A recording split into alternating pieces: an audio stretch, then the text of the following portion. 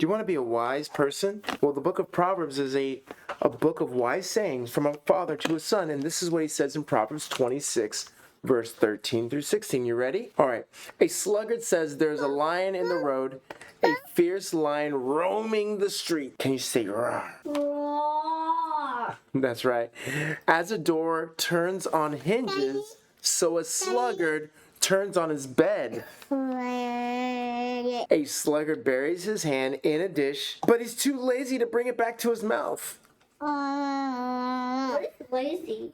A sluggard is wiser in his own eyes than 7 people who answer discreetly. All right, so we're talking about a sluggard who's a lazy person who thinks he's really wise. Well, the question today is, are you a sluggard? Are you sloth-ish? Are you slothish? Yeah. Hey, Deacon, are you a sloth? What is sloth?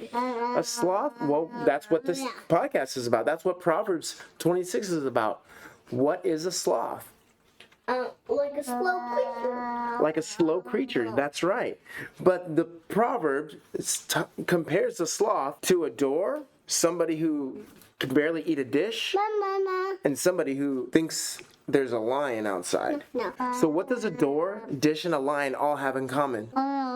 Sloth? A sloth? No. Okay, so let's look at the first thing. He thinks there's a lion outside. So when somebody uses irrational reasons to justify their irrational behavior, they come up with outlandish excuses to justify why they won't participate in what the rest of society is participating in. And so they are actually justifying that what they're doing is a better option than what most people are doing. And one of those options would be lions. Now, in the first century, there were probably lions, but the likelihood that they would be outside and keeping you from your productivity, the likelihood that they would keep you from being productive was highly unlikely. The laziness in our head makes us skillful rationalizers. Can you say skillful rationalizers? So this is rationalization is the way we think, right? Laziness ruins our mind. It ruins the way we think, and it turns us into skillful rationalizers, justifying the things that we should not be doing. And that's what a sluggard does. In their mind, they say there's a lion in the road, and there's a fierce lion roaming the streets, so everybody should probably stay inside. Number 2, the sluggard is compared to a door. A door. So verse 14 says, as a door turns on its hinges, so a sluggard turns on their bed. Right? What is a door? It opens and closes, but does it go anywhere? No. So the movement that a person would use to maybe get out of bed or feed themselves, they just use it to stay in bed. Right? They move, but they go nowhere. If you find yourself mentally ruminating or having a lot of great plans, and you just keep putting the covers over your head and just rolling over, maybe away from the alarm clock, or maybe towards your phone, or maybe towards the TV, but you're doing a lot of movement, but you're not really going anywhere or producing anything, well, this is one of the symptoms that a sluggard might encounter. And so it's kind of like a door. So it moves, but it goes nowhere. Verse 15, a sluggard buries his hand in a dish. So like your breakfast, buries your hand in a dish, but is too lazy to bring it to his mouth, which is he uses all of his energy. So the sluggard has food, he has a bowl, and he has hands, but he uses all of his energy just to get the food out. He buries his hands in that dish, but by the time he's done that, he's exhausted all of his energy, and now he's going to starve to death. Starve to death? He's going to starve to death because the sluggard is committed to self-destructive behavior, ultimately undermines his own freedom because he won't even eat. He won't even...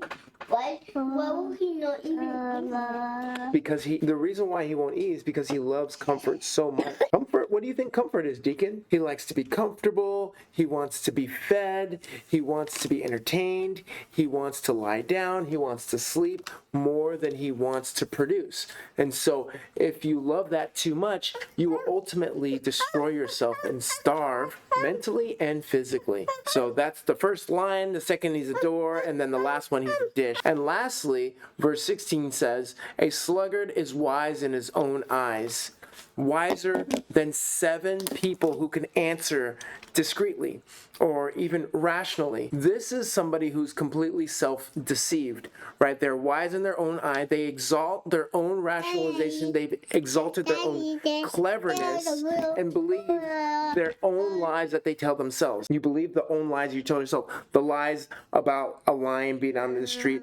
The lies that what they're doing is more valuable and actually more skillful than those who are actually productive. They cannot be corrected. They are not teachable, right? The sluggard is lazy and is unwilling to be taught to do new things. Instead of using their mind to be productive, their mind has become so corrupt, their mind now serves their addiction to comfort. Maybe their addiction to comfort may look like drunkenness, may look like drugs, may look like sleep, may look like money. And instead of your mind serving you, your mind ends up serving the addiction to comfort or the addiction to slothfulness. And your mind will trick you into believing that what you're doing is better than what you ought to be doing, which is being productive. Can you go back aside? And so, my question is, if these symptoms fit you, what is the remedy? Right? If the diagnosis to your life is slothfulness, then what is the remedy? You want to know what the remedy is, Deacon? The remedy is Titus 2:14. Christ gave himself for us to redeem us from all lawlessness and to purify for himself a people for his own possession who are zealous for good works. Can you say zealous for good works? That just means really excited, really passionate. Christ died to kill laziness. Christ died to kill your slothfulness. Christ died to kill laziness and lawlessness. And he replaces laziness with a zealousness for good works. See, the power of Proverbs is to help us diagnose some of the problems in our life, like laziness. And the power of the gospel is to remedy the lawlessness in our life, which is a zeal for good works through Christ Jesus. I love you. I hope this was helpful, and I hope you enjoyed my kids. All right, I'll talk to you later. Bye.